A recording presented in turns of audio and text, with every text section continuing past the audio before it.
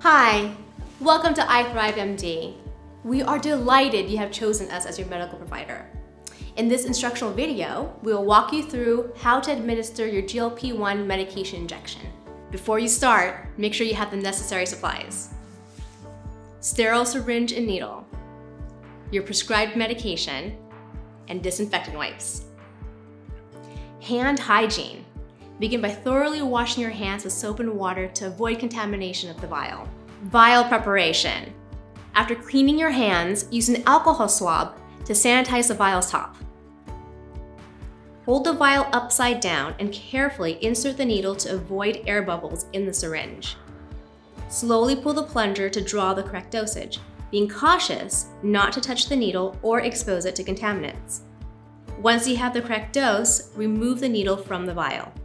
Now for the injection process. Let's administer the injection. I will demonstrate on this grapefruit, but you can perform your own injection. An ideal injection site is in the front of your waist in the fatty part of your abdomen. Skin preparation. Using your alcohol swab, clean the chosen injection site. Allow the skin to dry for 15 seconds. Remember, do not touch the cleaned area again with your hand. Needle handling. Hold the syringe like a pencil with your thumb on the plunger. Gently tap the syringe with your fingers to remove any air bubbles. Now for your injection.